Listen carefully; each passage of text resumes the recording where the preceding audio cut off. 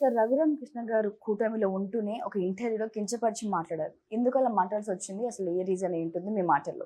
రఘురామకృష్ణరాజు నిన్న ఒక టీవీ ఛానల్‌కి ఇంటర్వ్యూ ఇచ్చారు. అందులో ఆయన కొన్ని విషయాలు మాట్లాడారు. అందులో ఆశ్చర్యకరంగా ఆయన కూటమిలో ఉన్న బీజేపీకి వ్యతిరేకంగా కామెంట్లు చేశాడు.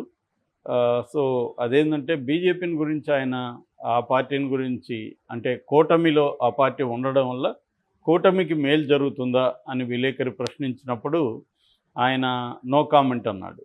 అంటే క్లియర్‌గా ఎవరు గూడా బీజేపీలో బీజేపీ కూటమిలో ఉన్నప్పుడు కూటమికి మేలు జరుగుతుందనే కదా బీజేపీతో వెళ్ళింది. అవును. లేకపోతే నో కామెంట్ అనేవాళ్ళైతే ఎందుకెళ్తారు? సో, క్లియర్‌గా ఆయనకి బీజేపీ మీద కోపం ఉందని ఈ ఆన్సర్‌తో తెలుస్తుంది. రెండవ ప్రశ్న, సో, ఆయన అంటే ఈ ప్రశ్నకి ఆయన ఎక్స్‌టెండెడ్‌గా సమాధానం ఇచ్చాడు. ఫస్ట్‌లో నో కామెంట్ అంటూనే ఆయన నాకు టికెట్ ఇవ్వని పార్టీ గురించి నేను మాట్లాడను అని చెప్పాడు. మళ్ళీ అక్కడి వరకు కూడా ఆయన గమ్మున ఉండలేదు.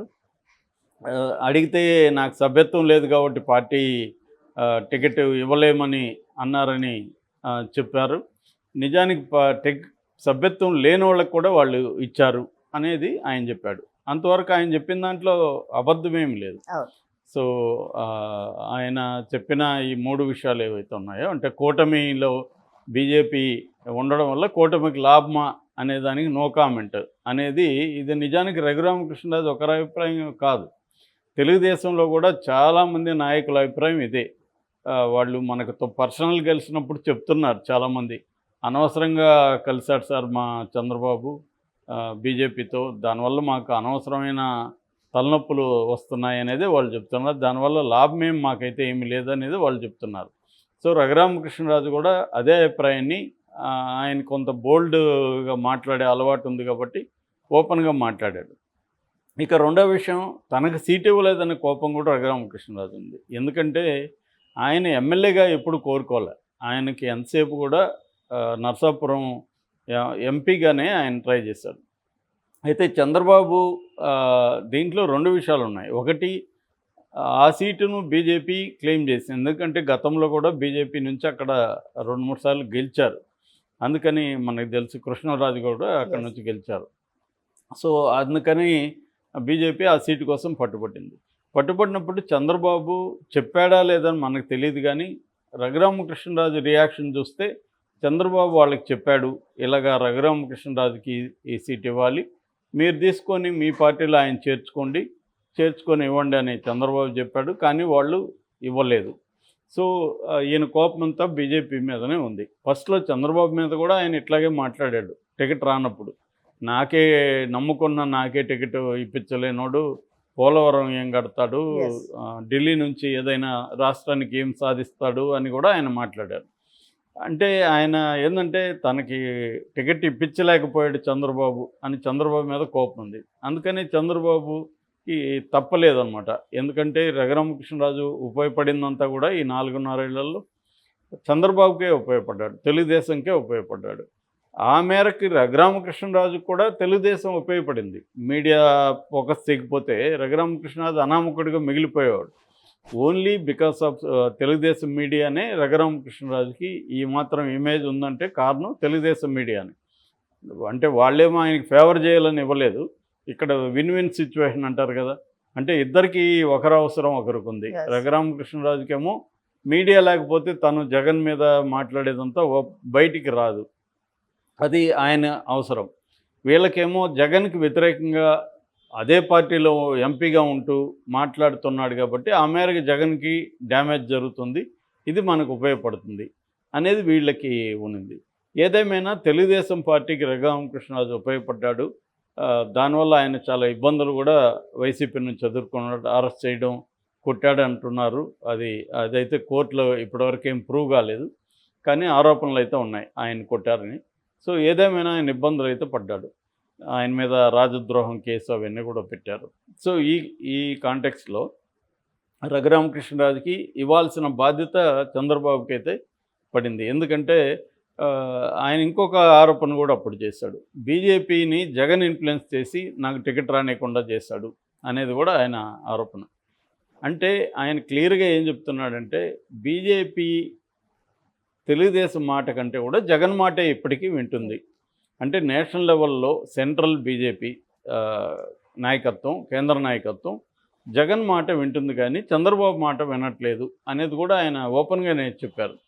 సో ఈ కాంటెక్స్లో చంద్రబాబుకి ఒక ఛాలెంజ్ అయిపోయింది. ఈయనకి కానీ ఇప్పుడు టికెట్ ఇవ్వకపోతే కూటమికి యాంటీగా ఆయన పెద్ద మళ్ళీ వైసీపీకి యాంటీగా ఎలా మారాడో అలాగ మారుతాడు అన్న భయం కూడా వెలుకుంది. అది ఒక రకంగా స్టేట్ వైజ్ ఇష్యూ అయిపోయింది. సో దాంతో ఇవ్వక తప్పలేదు. ఇంకా మొత్తంగా ఆయన చంద్రబాబు తనకున్న అనుభవాన్ని ఇవన్నీ దృష్టిలో పెట్టుకొని అక్కడ ఆల్రెడీ ఉండిలేమో ఇద్దరు రామరాజుల మధ్య గొడవ ఉంది.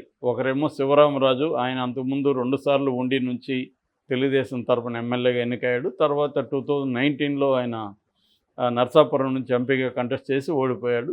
ఆయన స్థానంలో అక్కడ మంతెన రామరాజు నిలబడ్డాడు. మంతెన రామరాజు గెలిచాడు ఎమ్మెల్యేగా. సో ఇప్పుడు చంద్రబాబు సిట్టింగ్ ఎమ్మెల్యేకి ఇవ్వాలని మంతెన రామరాజుకి ఇచ్చాడు. దానివల్ల శివరామరాజు హర్ట్ అయ్యాడు. హర్ట్ అయ్యి తను రెబల్గా నామినేషన్ వేశాడు, ప్రచారం చేసుకుంటున్నాడు. మంతెన రామరాజు కూడా తను ప్రచారం చేసుకుంటున్నాడు. దానికి సంబంధించిన కొంత ఖర్చు కూడా పెట్టుకున్నాడు. ఇప్పుడు మనకు తెలిసిన సమాచారం ఏంటంటే మంతెన రామరాజుకి అయిన ఖర్చుని మన రఘురామరాజు ఇచ్చేసేట్టుగా, అట్లాగే రేపు అధికారం వచ్చిన తర్వాత మంతెన రామరాజుకు ఒక ఏదైనా నామినేటెడ్ పోస్టు ఇస్తానని చంద్రబాబు హామీ ఇచ్చాడు. ఆ మేరకు మంతెన రామరాజు కోఆపరేట్ చేస్తానని చెప్పాడు. జరుగుతుంది. సో అక్కడ ఆయనకి కొంత ప్రాబ్లం అయితే ఉంది. ఎందుకంటే మంతెన రామరాజు కోఆపరేట్ చేసినా కూడా ఆయన అభిమానులు అక్కడ చాలా సీరియస్గానే ఉన్నారు, కోపంగానే ఉన్నారు. అంటే వాళ్ళు ఆల్మోస్ట్ ప్రచారంలోకి వెళ్ళిపోయి మన నాయకుడు మళ్ళీ గెలుస్తాడు, ఎందుకంటే 5 ఏళ్ల పాటు ఆయన ప్రతిపక్షంలో ఉండి అనేక ఇబ్బందులు పడ్డాడు, 18 ఏళ్ళుగా తెలుగుదేశాన్ని నమ్ముకొని ఉన్నాడు, కాబట్టి ఈసారి గెలిపించాలని పట్టుదలతుంటే రఘురామకృష్ణరాజు వచ్చాడు. నిజానికి ఆయన దానికి రఘురామకృష్ణరాజు ఉండి ఆయన కూడా కోరుకోలే, ఆయనకి ఇష్టం లేదు. రెండోది ఏంటంటే ఆయనతో ప్రాబ్లం అక్కడ ఉన్న తెలుగుదేశం నాయకులకి ఆయన అందుబాటులో ఉండరనే ఒక ఇది ఉంది. ఆయన ఢిల్లీలోనో హైదరాబాద్లోనూ కూర్చొని ఉంటారు, ఆయన కలవడానికి వెళ్తే ఉండరు. ఎంపీ కంటే కనీసం పర్వాలేదు ఎంతో కొంత, కానీ ఎమ్మెల్యే అంటే అనేక పనులు ఉంటాయి లోకల్గా కేడర్కి, ఏదొచ్చినా ఎమ్మెల్యే దగ్గరికి వెళ్ళాలి. అటువంటి ఎమ్మెల్యే అప్రోచబుల్గా లేనప్పుడు చాలా హెడ్ఏక్స్ వస్తాయి. సో అది చాలామందిలో ఇబ్బంది ఉంది. ఈ కాంటెక్స్లో రఘురామకృష్ణరాజు నిన్న బీజేపీకి వ్యతిరేకంగా మాట్లాడిన తీరు చూస్తే కూటమిలో రఘురామకృష్ణరాజు వల్ల కూటమికి ఇబ్బందులు కలుగుతాయా అనే ఒక వినిపిస్తుంది అన్నమాట. ఎందుకంటే ఆయన చెప్పిన వాయిసు నిజానికి చాలామంది వాయిసే అది, తెలుగుదేశంలో ఉండే చాలామంది నాయకుల వాయిస్నే ఆయన ఓపెన్గా చెప్పాడు. లేకపోతే ఆయనకు అంత ధైర్యం కూడా రాదు కదా. ఆయనకి తెలుసు తెలుగుదేశంలో చాలామందికి ఇష్టం లేదు చంద్రబాబు పెట్టుకున్నాడు అని. సో చంద్రబాబు ఏమో ఆయన కారణాలు ఆయనకు ఉన్నాయి బీజేపీతో పెట్టుకోవడానికి. ఎందుకంటే మళ్ళీ బీజేపీ అధికారంలోకి రాబోతుంది.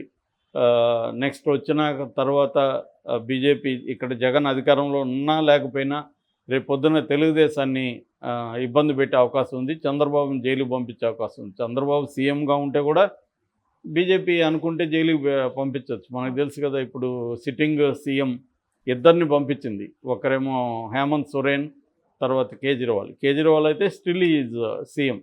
హేమంత్ అన్న కనీసం రిజైన్ చేసి మళ్ళీ వెళ్ళాడు.